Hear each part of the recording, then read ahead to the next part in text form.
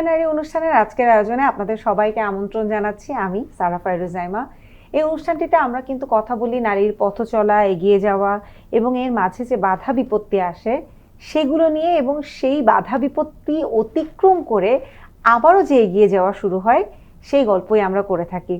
এবং আজকেও আমরা কথা বলবো। আজকে আমাদের যে কথা বলার আলোচনার বিষয়টা, এটা একটা বিশেষ বিষয়, কারণ আজকে আমরা কথা বলবো হচ্ছে বিশেষ শিশুর স্পেশাল মাদের সাথে।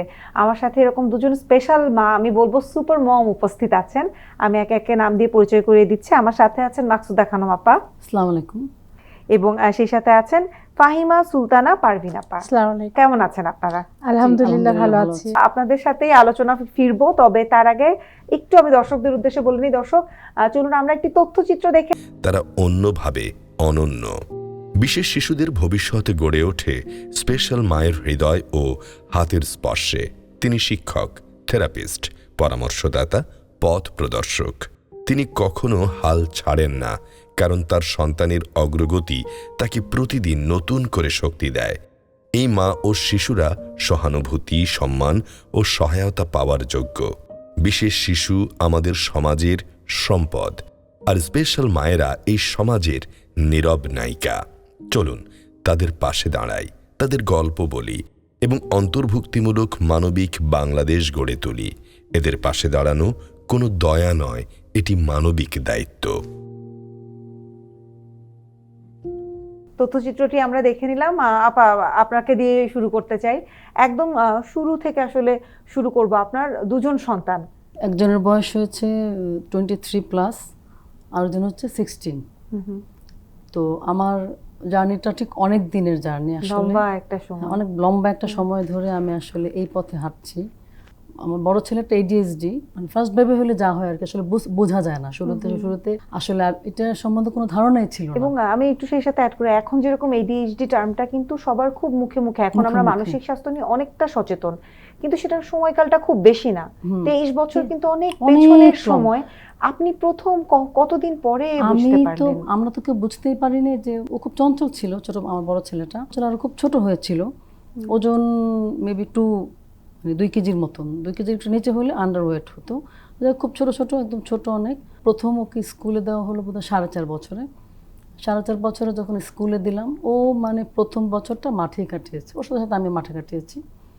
তো গেল সেকেন্ড বছর ওই সেম প্লে গ্রুপে আবার দিলাম ওকে। তো তখন থেকে একটু বসা শুরু করলেও কিন্তু ওর মানে অস্থিরতাটা অনেক বেশি ছিল, চঞ্চলতাটা অনেক বেশি। তা যাই হোক, এভাবে চললো। তো তখনও বুঝতে পারিনি। তো তখন স্কুল আবার চেঞ্জ করলাম, ওখানেও সেম কন্ডিশন। নিজের ক্লাস রেখেও নানান ক্লাসে ঘুরে ঘুরে বেড়াতো, কার ক্লাসে কে কোন টিচার কী ক্লাস করাচ্ছে, নিজেরটার চাইতে অন্যটা মনোযোগে বেশি। তারপর ওর ক্লাস টিচার ছিল একজন ম্যাম। তো উনি আমাকে বললো যে, মার্গারেট ম্যাম, ওনার নামটা না বললে না। তো উনি আমাকে বললো কি যে, আপনার এই বাচ্চাটার কিছুটা সমস্যা আছে, আপনি একটু শিশু বিকাশ কেন্দ্রে নিয়ে যান। তো আপনি কাজ করেন, একদিন আসেন, বাবাকে সঙ্গে আপনি আসেন, আপনার সাথে কথা আছে। আমাকে এটা বলে ওর বাবার সঙ্গে গেলাম। ওর বাবার সঙ্গে যাওয়ার পরে উনি আমাকে বললো যে সামথিং ইজ ওর বোধহয়, আমরা তো সাইকোলজি নিয়ে পড়াশোনা করেছি, আমি এই ব্যাপারটা জানি, ওর কিছুটা সমস্যা আছে, এটা আপনি শিশু বিকাশ কেন্দ্রে নিয়ে যান। তখন আমি বসেই সোজা কান্না করে দিচ্ছি। ওর বাবা শক্ত ছিল, ওর বাবা আমাকে বুঝে সোজা পরে শিশু বিকাশ কেন্দ্রে। আমার দীর্ঘদিন ওকে করলাম, ডায়াগনোসিস হলো যে ADHD। ও পড়াশোনা করতে পারবে, কিন্তু আসলে ওইভাবে করে পারবে না। আগাতে কেন পারবে না? ও ম্যাথটা ওদের জন্য খুব জটিল জিনিসটা ওদের মাথায় খেলবে না, অনেক জটিল ম্যাথটা। কিন্তু ও ইংলিশে বেশ ভালো, ওর যেহেতু ইংলিশ মিডিয়াম ব্যাকগ্রাউন্ড ছিল, ইংলিশ বাংলা ও ফ্লুয়েন্টলি মানে পড়তে পারে, রিডিং করতে পারে, সব কিছু একদম। কথাবার্তা আপনি দেখলে প্রথম বোঝা যাবে না, কিন্তু একটু আচরণগত সমস্যা মানে একটু কিছুক্ষণ পরে বুঝতে পারবেন, বেশ লম্বা সময় ধরে। তারপরে দ্বিতীয় বাচ্চার কথাও আমরা শুনবো আপা। ততক্ষণ আপা অনেকক্ষণ বসে আছেন, একটু আপার অভিজ্ঞতাগুলো যদি কিছু মনে পড়ে সেই সময়কার একটু যদি বলতেন আমাদের। যখন আমি কনসেপ্ট করি তখন ডাক্তার বলল আমার 2টা বর্ণ পাওয়া গেছে, মানে টুইন বেবি হবে। তা আমরা তো খুবই খুশি, পুরো পরিবারের সবাই খুবই মানে ভীষণ খুশি মানে খুশি একটা উৎসব যে টুইন বেবি হবে, তারপর প্রথম মা হব। তার বাসার মধ্যে হচ্ছে আপনি কাঁথা উৎসব শুরু হয়েছিল, প্রায় 2 মাসের সময় আমার একটা মিসিং হয়ে গিয়েছে। আমাকে প্রথমে ডাক্তার বলেছিল যে বেড রেস্টে থাকার জন্য, একদম সম্পূর্ণ বেড রেস্টে। কিন্তু প্রথমে আসলে কি আমি সম্পূর্ণ বেড রেস্টটা আমি পাইনি। যখন একটা মিসিং হয়ে গেছে তারপরে আমি একটা বেড রেস্টে পেয়েছি, একটা মিসিং হওয়ার পরে। তখন তার কিছুদিন না যেতেই যখন 3-4 মাস চলে গেছে তখন ভাবছি যে আর কোনো মনে হয় আমার মানে সমস্যা হবে না, বিছানার মধ্যে সব কিছুই করতাম। তারপরে হচ্ছে আপনার পানি ভেঙে যায় 6 মাসে। পানি ভেঙে যাওয়ার পরে আমি হাসপাতালে ওই বেডের মধ্যে শুয়ে শুয়ে আমি ডাক্তারের সাথে কথা বলছিলাম। তারপরে বেডের মধ্যে শুয়ে শুয়ে আমি অ্যাম্বুলেন্স, তারপরে কোন হাসপাতালে যাব, ডাক্তারের সাথে কথা বলছি যে আমি এখন কি করবো, আমার তো এরকম পানি ভেঙে গিয়েছে, আমি কি করব। তার প্রথম সন্তান, সে তার জন্য মানে তার সুস্থভাবে জন্মগ্রহণের জন্য এমন কিছু নাই যে করি নাই, মানে অনেক চেষ্টা করেছি। তারপরে আমরা হচ্ছে হসপিটালে গেলাম। হসপিটালে যাওয়ার পরে তারা শুধু আবার ওয়েটটা দেখলো। ওয়েটটা দেখে তো আপনার হতাশ হয়ে গেছে, মাত্র 950 গ্রাম। এই বাচ্চাকে তো আপনার মানে বাঁচানো কখনোই সম্ভব না। তারা হচ্ছে হার্টবিটও দেখতেছে, হার্টবিট ঠিক আছে কিন্তু ওয়েট কম। তারা বললো যে আপনার হচ্ছে কি এটা ওয়েট যদি 1000-এর উপরেও যায় তাও আমরা একটা আশা করতে পারি একে বাঁচানোর, কিন্তু এই ওয়েটে তো আমরা পারবো না। তারপর আমরা হচ্ছে আবার হাসপাতালটা চেঞ্জ করি, যে এখানে আমার কিছুদিন যেতে হবে, যদি আমরা এটা ওয়েটটা না বাড়াই তাহলে তো বাচ্চা বাঁচবে না। পর আমরা হচ্ছে আরেকটা হসপিটালে যাই, সেখানে আমাকে 15টা দিনে 12টা স্যালাইন দেয় এবং খাবারটা আমি নর্মালি সুন্দরভাবে খাচ্ছিলাম, খেতে বাচ্চার ওয়েটটা একটু বাড়ে। তার আরেকটা যখন হাসপাতালে যাই তখন একদম পানি নীল হয়ে যায়। তারপরে সাথে সাথে তারা সিদ্ধান্ত নেয় তাকে সিজার করে ফেলতে হবে। আমাকে সিজার রুমে নিয়ে যায়, নেওয়ার পরে তার ওয়েট ছিল আপনার 1350 গ্রাম। তার চোখ ফুটে নাই, ফুসফুস হয় নাই। তারপরে লাইফ সাপোর্ট, ওকে যে আমরা তো যখন বাচ্চা জন্ম নেয় আজান শোনাই, সে আজানটাও শোনানো হয় নাই। সে তা মানে সাথে সাথে তাকে এনআইসিইউতে নিয়ে যায়। 2 মাস ইনকিউবেটর ছিল, 14 দিন ছিল লাইফ সাপোর্টে। তো ওর যে এরকম হবে এটা আমরা আসলে কল্পনা করতেও পারি না যে সে স্পেশাল হবে। তো ওই সময়টা হচ্ছে কি ওর মাথা থেকে পা পর্যন্ত আইসিইউতে মানে সব কিছু তো যন্ত্রপাতি শিরার মাধ্যমে খাওয়ানো হতো। তারপরে আমাদের তখন এত খারাপ অবস্থা ছিল, তখন আমার হাজব্যান্ডের চাকরিও ছিল না। যখন আমি বাসায় নিয়ে যাই 2 মাস ইনকিউবেটরে রাখার পরে, তখন ওর ওয়েট ছিল আপনার হচ্ছে 1750 গ্রাম। 2.5 কেজির নিচে যদি হয় তখনও কিন্তু ওইটা রিস্ক থাকে, আর তার হচ্ছে তার থেকেও আরো ওয়েটটা আরো কম। তো অনেক কষ্ট করে আপনার হচ্ছে ওকে সবসময় আমি হেক্সিসল দিয়ে হাত ক্লিন করে, তারপরে নাকের মধ্যে আপনার মাস্ক দিয়ে ওকে কারোর সাথে দেখাও দিতাম না, যাতে ওর মানে বাচ্চাদের তো আপনার রোগ প্রতিরোধ ক্ষমতাটা একটু কম থাকে।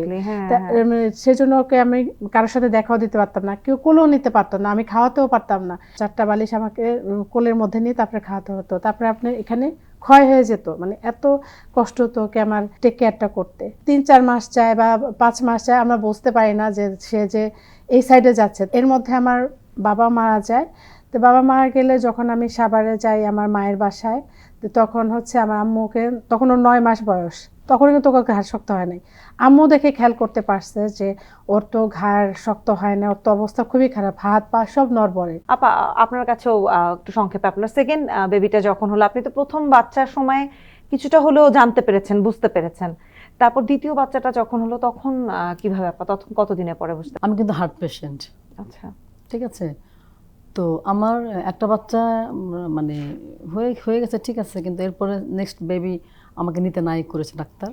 কিন্তু ওই যে বড় বাচ্চাটাকে নিয়ে যখন সব জায়গায় দৌড়াদৌড়ি করছি, তখন ডাক্তাররা বলতেছে যে আরেকটা ভাই বোন হলে ও কিছুটা হলেও স্বাভাবিক হতো, এটা হতো হয়তো বা।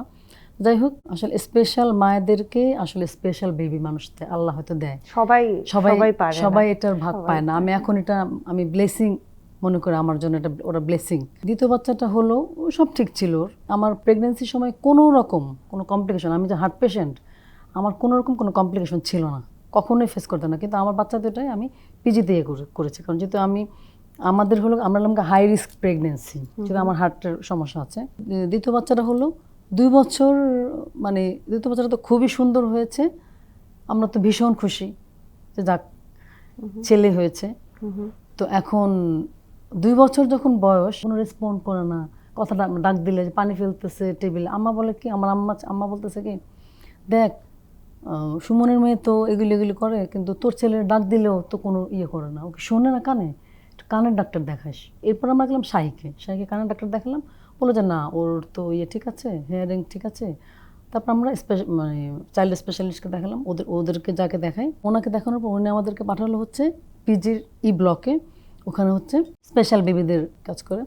তো ওখানে গিয়ে আমরা সাইকোলজিস্ট আমাদের সিরিয়াল হলো পর আমরা গেলাম, সব কিছু দেখলো, শোনার পর বলতেছে কি আপনারা একটু শক্ত হন, আপনাদের বাচ্চার অটিজম আছে। আমার মাথায় তো আমার গায়েলাম এখন দাঁড়িয়ে গেছে, আমার মাথায় পুরো আকাশ ভেঙে পড়ছে যে আমি একটাকে নিয়েই এতদিন আসলে সরি আপা, I am so sorry, sorry. আপনি হাতটা দেন। আপনি একটা কথা খুব চমৎকার করে বলেছেন যে সব মায়েরা পারে না। So, আমিও কিন্তু শুরুতে বলছি যে সুপার মম, কারণ এই যে ভেঙে পড়া, আমি আপনাকে একটু টাইম দিয়ে, আমি যেহেতু আমাদের আলোচনা চালিয়ে যেতে হবে আপা, আপনার কাছে যদি আসি, এমনিতেই আমরা প্রেগনেন্সির পর যখন বাচ্চা হয় একটা টার্মের সাথে আমরা সবাই কম বেশি পরিচিত, পোস্টমর্টম ডিপ্রেশন, যেটা এমনিতেই একটা নারীর জন্য, একটা মহিলার জন্য এটা কিন্তু একটা সম্পূর্ণ নতুন সময়, যে একটা আরেকটা জীবনকে জন্ম দেওয়া এবং তাকে লালন পালন করে বেড়ে ওঠানো, এমনিতেই পোস্টমর্টম ডিপ্রেশনে অনেক সময় অনেক মায়েরা পড়ে যায়। সেখানে আপনাদের জন্য সময়টা আরো বেশি চ্যালেঞ্জিং ছিল। আপা, বাচ্চাকে রাখলাম, আপনার কথা বলেন যে আপনি মানসিকভাবে কিভাবে সুস্থ ছিলেন, বা আপনার কি কাউন্সেলিং করতে হয়েছে, আপনি নিজেকে কিভাবে শক্ত রেখেছেন? কেউ কোনো মা কিন্তু কখনো চায় না তার বাচ্চাটা স্পেশাল হোক বা তার বাচ্চাটার বুদ্ধি কম হোক, তার যেন শারীরিক সমস্যা হোক, এটা কোনো মাই চায় না। একটা জায়গায় আনার জন্য আমি সব কিছু করতে রাজি। তারপর আপু আমি 9 মাস থেকে শুরু করেছি, তার 1.5 বছরের ঘাড় শক্ত হয়েছে, সেটা আমার থেরাপির মাধ্যমে। তারপর আপনার বসাটা, তারপর হামাগুড়ি দেওয়া, দাঁড়ানো, তারপর হাঁটা, সিঁড়ি দিয়ে ওঠানামা করা, রাস্তা পার হওয়া, তারপরে সাইকেলিং করা, এগুলো আমি ধাপে ধাপে আমাকে সম্পূর্ণ তাকে 2 ঘন্টা পর পর থেরাপি দিয়ে আমাকে এখানে আনতে হয়েছে। আমি মনে করি আপু একটা মা হচ্ছে সবচেয়ে বড় থেরাপিস্ট। মা যদি তাদেরকে সময় দেয়, কারণ বাবারা দেখা যাচ্ছে যে তাদের ধৈর্য কিন্তু মায়ের মতো ধৈর্য কিন্তু বাবাদের হয় না, যেটা সত্যি এবং বাস্তব কথা। একটা মা কিন্তু বাচ্চার শ্বাস প্রশ্বাস চেহারা দেখে কিন্তু বুঝতে পারে সে কি চাচ্ছে। ছোট্ট একটা বাচ্চাকে থেরাপি দেওয়া, কন্টিনিউ থেরাপি দিতে দিতে আমি নিজে এক সময় অসুস্থ হয়ে যাই। অসুস্থ হওয়ার পরে আমি আবার ডিপ্রেশনে চলে যাই, যে আমি তো আর পারছি না। কারণ এখানে আমাকে হয়তো ফিনান্সিয়াল সাপোর্ট অনেকে দিতে পারে, কিন্তু আমার যে শারীরিক কষ্টটা, যেটা আমি বাচ্চাকে নিয়ে মানসিক শারীরিক যে সাপোর্টটা, সেটা তো আমার দেওয়ার মতো কেউ নাই, এটা তো কারো ধৈর্যও নাই যে এটা বারবার করবে। তখন আসলে আমার চিন্তাধারা শুধু স্বামী, সংসার আর সন্তান, এটার বাহিরে আমি আর কোনো জগতেই ছিল না। মাস্টার্স করার সত্ত্বেও আমার কোনো জগৎ ছিল না। তাই আমি তাহলে এত কষ্ট করে, এত জার্নি করে, আমি আপনার ঘুরে দাঁড়ানোর গল্পটা শুনবো। আমি তো মানসিক জায়গাটা নিয়ে শুনছি, ঘুরে দাঁড়ানোর গল্প আপনার কাছে আসবো। আপা, আপনার সাথে আরেকটু কথা বলি। আপনি যে এত কিছুর পাশাপাশি একজন সফল উদ্যোক্তা হতে পেরেছেন, সেই চিন্তাটা কবে থেকে আসলো? কবে মনে করলেন যে আমাকে ঘুরে দাঁড়াতে হবে? বা বাচ্চা হওয়ার আগে আপনি কোনো পেশার সাথে যুক্ত ছিলেন কিনা? ছোটবেলা থেকে আসলে কিছু একটা করব, নিজের একটা পরিচয় হবে, চাকরি করব, বিজনেসের দিকে আসার আসলে তেমন ঝোঁক ছিল না। চাকরি করব, এরপরে কিছু না কিছু করব। এই বাচ্চাটাকে নিয়ে জার্নি শুরু হলো। ওর 6 কি 7, বড় বাচ্চাটা 6-7 বছরে গিয়ে আমরা মানে ডায়াগনোসিস হলো যে ওর সমস্যা আছে। তারপর থেকে তো জীবনটা একটু অন্যরকম হয়ে গেল। এখন তো চাইলেও আমি চাকরি করতে পারবো না বা কাউকে রেখে আমি কিছু করতে পারবো না। তখন থেকে আমার মাথায় তো ঘুরছে যে কিছু একটা তো করবো, আমি কিছু একটা করার ইচ্ছে তো আমার প্রবল। তো আমি আমার হাজব্যান্ডের সাথে প্যান করতে থাকি। তো বলে যে দেখো, এই বাচ্চা রেখে এভাবে কীভাবে সম্ভব, কার কাছে রাখবা তুমি বলো। এভাবে বলতে বলতে এরপর তো মনে করেন আমি একদম মানে প্রতি রাতে এমন রাত যায় নাই যে আমি কান্না করে ঘুমাই। শোয়ার সময় প্রতি রাতে কান্না করতাম, আমি কি করব, কি হবে। ওই ছোটো বাচ্চাটাকে সাইকে দিলাম, সাইকে আমি অনেক কাজ শিখেছি, মায়েরাই কাজ করে বাচ্চাদেরকে নিয়ে। মানে আমার বাচ্চা একটা লাফও দিতে পারবে না, একটা পুঁতি গাঁথা, এটি কবে এগুলো করতে পারবো কখনো, কিন্তু সবই সে করতে পেরেছে আল্লাহর রহমতে। শারীরিকভাবে ওরা কিন্তু ফিট, একদম ফিট। ফ্রুটস থেকে শুরু করে স্বাভাবিক যত খাবার আছে, মাছ ভাত সব, ডাল, মানে ওদের খাওয়া নিয়ে কোনো সমস্যা নেই একদম। ওদের দেখলে কেউ বলবে না যে, আর আমার ছোটো ছেলেটা তো পুরাই মানে কি বলবো, হিরো, সবাই হিরো বলে আর কি করবো বলেন, মানে নিজেকে নিজে সান্ত্বনা তো দিতে হবে। তারপর যাই হোক, পরে অনেক চিন্তা করে দেখলাম যে আসলে ঠিকই তো, আমি যদি হতাশাগ্রস্ত হয়ে যদি আমি অসুস্থ হয়ে যাই, সংসার কে দেখবে, স্বামীকে কে দেখবে, বাচ্চাদেরকে বা কে টেক কেয়ার করবে, আমার তো কেউ নেই চার কোলে। আর আসলে নিজের সন্তান, নিজের সংসার অন্যকে দিয়ে হয় না কখনো, এটা কখনো হয় না। তো যাই হোক, তুলনা করে যে অমুকের মা অনিন্দ অন্তর, আমার চিন্তা ছিলেন না, আমার অনিন্দ অন্তরের মাকে দেখো, আমি সাজগোজ ফিটফাট টিপটপ, কিন্তু আমার ছোটো বোনেরা মানে আমার চেয়ে বয়সের ছোট, ওদের ওদের নর্মাল বাচ্চা, কিন্তু ওরা কিন্তু ওরকম ফিটফাট না। আমি যখন বের বাইরে যখন যাবো আমার টিপটপ ফিটফাট, মানে সেরকমভাবে এখন আমি চলাফেরা করি। মানসিক শক্তিটা। আপা, আপনি শুরু করছেন, আমি থামিয়ে দিলাম। আপনি একটা দারুণ সংগঠন তৈরি করেছেন, সংগঠনই তো বলবো, আমরা করব জয়, যেখানে আপনি শুধু নিজের অভিজ্ঞতাকে কাজে লাগিয়ে এমন আরো যারা মা আছে, যাদেরকে আমি বলছি সুপার মম, বিশেষ মায়েদের নিয়ে আপনি কাজ করছেন। স্পেশাল চাইল্ডের মাদেরকে সুপার মম না হলে আসলে হওয়া যায় না, সেটা আপনাদের দুজনকে দেখে আমি আজকে বুঝতে পারছি আরো ভালো মতো। এটার পাশাপাশি আপনার নিজের একটি উদ্যোগও আছে, এই শুরুর গল্পটা শুনতে চাই। যেহেতু আমি বাহিরে হতে পারবো না, আমার ঘরমুখী থাকতে হবে, আমি যেহেতু বাচ্চাকে 100% সাপোর্ট দিতে হবে, কারণ আমার বাচ্চা হচ্ছে একদম জিরো লেভেলের বাচ্চা, মানে সে সিপি বাচ্চা সব, মানে অনেকে সেরিব্রাল পালসি, কারণ এই বাচ্চারা আপনার একদম জিরো লেভেলে থাকে, তাদের ওই জিরো লেভেল থেকেই আপনি উঠে, মানে এরা আপনার বেশিরভাগ বাচ্চারাই হচ্ছে কি যে ট্রিটমেন্ট না করে বেডে থাকে, মানে বাথরুম টাথরুম সব কিছু তারা বেডে, ওইটা তো আমি পারবো না। ওটা আমি একসময় বৃদ্ধ হব, একসময় আমার মানে শক্তি কমে যাবে, সে হয়তো বড় হবে, তো এটা তো আমি পারবো না, যার জন্য ওর পেছনে কিন্তু আমার সময়টা বেশি দিতে হয়েছে। আমি বাইরের কাজগুলো একদম বাদ, যে ওকে আমার একটা জায়গায় সেট করতে হবে, সেই জায়গাটা সেট করে আমি হচ্ছে গিয়ে 2020 সালে ডিপ্রেশন, আপনাকে ডিপ্রেশনের কথা বলছিলাম, যখন আমার একটা মানে মেন্টালি খুব খারাপ হচ্ছিল, তখন হচ্ছে যে আমাকে তো এত পড়ালেখা করছে, তার লাভ হলো কি, মানে নিজের একটা চেষ্টা ছিল আগে থেকেই, কিন্তু আমার ছোট বোন আমেরিকায় থাকে, তো কান্নাকাটি করতাম, তাই আপু বলতো যে তুমি এরকম কান্নাকাটি করছো কেন, তুমি নিজেকে ভালোবাসো, নিজেকে সুস্থ রাখো, নিজেকে ভালোবেসে নিজেকে সুস্থ রেখে তারপরে তুমি হচ্ছে গিয়ে রায়ানকে দেখো। রায়ান আমার বাচ্চার নাম, আমার একটাই বাচ্চা, তো বলছে রাখে দেখো, নিজের ভালো থাকলে দেখবা সব ভালো, তুমি নিজে কিছু নিয়ে ব্যস্ত থাকো। তখন আমি বলছি যে তাহলে আমি কি নিয়ে ব্যস্ত থাকবো, তুমি তো অনলাইনে তুমি কাজ করলে, তুমি অনলাইনে কাজ করতে পারো, অনলাইনে কাজ করলে তুমি একটু ওয়েবসাইটে চলে যাবা, তোমার একটু মানে মেন্টালি ভালো থাকবে। আমি তো অনলাইনের কিছুই জানি, কারণ আমি তো 8-10 বছর কিছুর সাথেই সম্পৃক্ত ছিলাম না।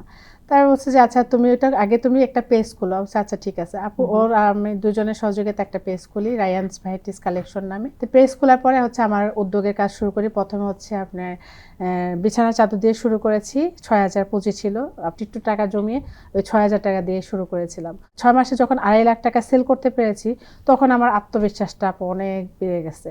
তখন মনে হয় প্রথম তো অনেক বাধা পেয়েছি যে ওকে নিয়ে আমি পারবো না, কিন্তু আমাকে তো পারতেই হবে। আমি যখন মানে আত্মবিশ্বাস যখন বের হয়েছে, তখন আমার মানে হচ্ছে যে না, এখন আমি তো এটা, যেহেতু আমার দ্বারা এটা সম্ভব হয়েছে, আমি পারবো ইনশাল্লাহ।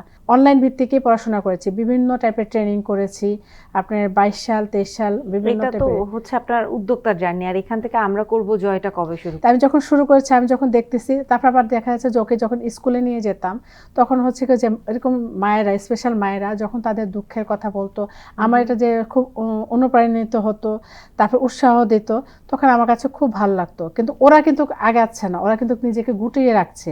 তারপর তাদের অনেক আছে, অনেক মায়েরা আপনার হচ্ছে গিয়ে এই ওদেরকে বের করে না, যে লজ্জা, চক্ষু লজ্জার ভয়ে, যে যদি পরিচয় দেয় কে কি মনে করবে, মানে ওর পাপের ফল, এরকমও কিন্তু আমরা অনেক শুনেছি। তারপর আমরা যখন বের করি, অনেকে আপনি বিরক্ত হতো, যে আশেপাশের লোকজন বলতো ওকে বের করছেন কেন। সে ধরেন অনেক সময় দেখা যাচ্ছে ওরা একটু হাইপার হয়ে যায়, মানে কোনো কিছু না, একটা জিনিস চাইছে ওদেরকে, যদি আমরা সাথে সাথে না দেই, তাহলে কিন্তু ওরা রেগে যায়। আমার বাচ্চাকে আগে যখন বের করতাম, তখন কিন্তু তাকে আমি বাসা ঢুকাতে পারতাম না, চিৎকার করে কান্না করতো। আবার যখন আপনার গাড়ির হর্ন শুনতো, সে ভয় পেত, যেটা সে বেশি ভয় পেত, যেটা সে বেশি আপনার কান্নাকাটি, ওটা আমি ওকে এটা বেশি করাতাম, যে তোমার এইটাকে আমাকে অভ্যস্ত করতে হবে। তো ওইখান থেকে আসলে কি আমরা করব জয়টা ওইখান থেকে আসা, যে আমি যেগুলোতে ফেস করছি, যেমন আমার থেরাপির যে জিনিসগুলা, সেগুলো আমার বয়সের সাথে সাথে আমি সব কিছু পাইনি। ওকে কিন্তু আমি ডায়াগনোসিস সাথে সাথে করতে পারি নাই, যে ওই যে সিপি বাচ্চা, সেটা কিন্তু আমি বুঝতে পারি নাই, এটা আমাকে অনেক পরে বুঝতে হয়েছে। তার কোন থেরাপির জিনিস কোনটা লাগবে, সেটা কিন্তু আমি খুঁজে পাইতে আমার দেরি হয়েছিল। এই জিনিসগুলো যাতে স্পেশাল বাচ্চার মায়েরা, তারা যেন এগুলো সহজে পেয়ে যায়, এবং আমাদের অভিজ্ঞতা থেকেই অন্যান্য যারা আছে তাদেরকে আমরা সহযোগিতা করতে চাই, সেটা সব দিক থেকেই। দারুণ। আপা, আপনার কাছে যদি একটু জানতে চাই, একটু আগে আপা যেটা বলছিলেন যে বাইরের মানুষ বিরক্ত হয়, বাইরের মানুষ তো দূরের কথা, অনেক আমরা তো শুনছিলাম যে ভাই আপনার হাজবেন্ড খুবই সাপোর্টিভ, মাশাআল্লাহ খুব সাপোর্টিভ, কিন্তু তারপরেও কিন্তু পরিবারের মধ্যেই, কিন্তু পরিবার থেকেই শুরুটা হয়, তারপর তো বাইরের মানুষজন, পরিবার থেকে শুরু, তো এক্সটেন্ডেড পরিবার যেখানে থাকে বা বাইরের মানুষজনের কাছ থেকে কি ধরনের কথা শুনতে হতো, বা তখন আপনার উত্তরটা আসলে কি থাকতো, সেক্ষেত্রে আপনি কি বলতেন? আমার হাজবেন্ড যেমন সাপোর্টিভ ছিল, আমার ফ্যামিলি, আমার শ্বশুর বাড়ি, বাবার বাড়ি, ও ভাই, তারপরে যে বিরক্ত হতো না ভিতর ভিতর তা কিন্তু না, হতো, সেটা আমি বুঝি। বা ওরাও মানে মাঝে মাঝে বলতো যে এরকম, সেজন্য আমি সেখানেও কিছুটা গুটিয়ে নিয়েছি। তারপরেও কিন্তু আমার ফ্যামিলি অনেক ভালো, মানে আমাকে কিন্তু দাওয়াত দিবে না তা কিন্তু না। আমার মানে কাজিন ব্রাদারও আমাকে কিন্তু দাওয়াত দিত যে তুই অবশ্যই আসবে এবং আমার বাচ্চা দুটোকে নিয়েই আসবি, এরকম আর কি। আশেপাশের মানুষদের কাছ থেকে সবসময়, আমার বড় ছেলেটা খুব বাইরে টেরে যায়, ও তো একদম সামাজিক। আমি মানে প্রায় হেনস্থার শিকার হতে হয়, ওকে অনেকেই মানে রাস্তাঘাটে ইয়ে করে। কিন্তু ওর বাবা খুব স্ট্রিক্টলি, এবং আমিও মানে যাকে পাই তাদেরকে আমি বলি যে আপনাদের ঘরে এরকম একটা হোক, আমি এটা বলি আর কি। মানে খুব খারাপ লাগে। তাহলে আপনারা বুঝতে পারবেন যে আমাদের যে কি কষ্ট, বা এইসব বাচ্চাদেরকে আপনারা যে বলেন এটা কি ঠিক, ও তো বুঝে না। সামাজিকভাবে আমাদের আসলে হেয় হতে হয়। হয়। আপা, আপনার কাছে একটু শুনবো খুব সংক্ষেপে। বেড রেস্টে যখন ছিল সম্পূর্ণ যত্ন কিন্তু আমার হাজবেন্ডই করেছে, তাকে আমি সেই জন্য সবসময় ধন্যবাদ দিই। পরবর্তী সময় সেটাকে আমার বেশিরভাগ জার্নিটাই আমার একার ছিল। সেটা আপনি থেরাপি সাইডটা বলেন, কিন্তু থেরাপি সাইড, তারপরে স্কুল, তারপরে ঘোরাঘুরি, এই সাইডটা আমার একা। কিন্তু সে হয়তো আর সময় পায় না তার অফিসিয়াল কাজের জন্য। কিন্তু তারপরেও আমি সবসময় চাই, মানে সব মায়েরাই চায় যে বাচ্চার বাবাও একটু সাপোর্ট করুক, অন্তত যদি শারীরিক দিক থেকে যদি না দিতে পারে, অন্তত মানসিক দিক থেকে, মানসিক সাপোর্টটাও কিন্তু অনেক বড় সাপোর্ট। তা আবার অনেকে মনে করে যে বাবাদেরকেও আবার অনেকে বুদ্ধি দেয় যে এর পিছনে টাকা পয়সা খরচ করে লাভ কি, এ তো কোনো উন্নতি হবে না, এরকম মেন্টালিটি, যাতে এই অসুস্থ মেন্টালিটি থেকে আমাদেরকে বের হতে হবে। ওরা যদি সুস্থ হতো, ওদেরতে আপনি কোরআন শিক্ষা, তারপরে হচ্ছে আর্ট, তারপরে হচ্ছে বিভিন্ন টাইপের শিক্ষার জন্য অবশ্যই আমার টাকা পয়সা খরচ করতে হবে। কিন্তু এই বাচ্চাদের তো ফিজিও, অকুপেশন, তারপরে স্পিচ, এগুলো তো ওদের বাধ্যতামূলক, এবং ঘোরাঘুরি, ওদের তো পেছনে তো আরও খরচ করতে হবে, এবং ওদেরকে নিয়ে প্রচুর পরিমাণ বের হতে হবে, যেটা অবশ্য আমি আলহামদুলিল্লাহ আমি পেরেছি। তো যখন আমি অন্যদের কথা শুনি, আমার কাছে এগুলো খুব খারাপ লাগে। আমি আমার বাচ্চাকে একদম তার মানে যখন সে ছোট তখন থেকে আমি চেষ্টা করেছি ওকে বাহিরের জগৎটাকে, আমি বিভিন্ন প্রোগ্রামও কিন্তু আমার বাচ্চাকে নিয়ে যাই। আমার উদ্যোগের কাজ যখন করি তখনই কিন্তু আমার বাচ্চা আমার সাথে থাকে।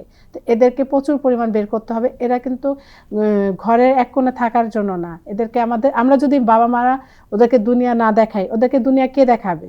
সবাই বিরক্ত হতে পারে, কিন্তু সবচেয়ে বড় সাপোর্ট হচ্ছে কি ফ্যামিলির লোকজন, ফ্যামিলির সবাইকেই এরকম বাচ্চাদেরকে সাপোর্ট দিতে হবে। নিশ্চয়ই তাই, নিশ্চয়ই। আপা, আজকের আসলে কথা শেষে আমি বলতে পারছি না যে কথা শুনে খুব ভালো লাগলো, এটা আসলে একটা মিশ্র অনুভূতি। এক জায়গা থেকে যেরকম খারাপ লাগা, আরেক জায়গা থেকে আমি বলবো যে খুব ভালো লাগা এবং খুব গর্বের বিষয় যে আপনারা এত কিছু পেরিয়েও এই যে আজকে আমাদের সামনে দুজনই মাশাআল্লাহ খুব সুন্দর দেখাচ্ছে, দুজন সেজে গুজে বসে আছেন এবং স্ট্রংলি প্রতিদ্বন্দ্বী হয়ে বসে আছেন, যে একজন সুপার মমের, যে বাকি মারা যেন আপনাদের দেখে শিখতে পারে, হয়তো অন্যান্য পরিবার আপনাদেরকে দেখে শিখবে যে আসলে ভেঙে পড়া যাবে না, ভেঙে পড়ার কিন্তু কোনো অপশন নেই, বাচ্চার দায়িত্ব মা বাবাকেই নিতে হবে। আপনাদের দুজনের কথাতেই বারবার চলে আসছে এবং নিঃসন্দেহে আপনারা খুব দারুণভাবে সে দায়িত্ব পালন করছেন। অসংখ্য অসংখ্য ধন্যবাদ আমাদের সময় দেওয়ার জন্য। এবং দর্শক, আজকের মতো এরই সাথে আমাদের বিদায় নিতে হচ্ছে সময় নারী অনুষ্ঠান থেকে। আবারও আগামী পর্বে দেখা হবে নতুন কোনো আলোচনার বিষয় নিয়ে।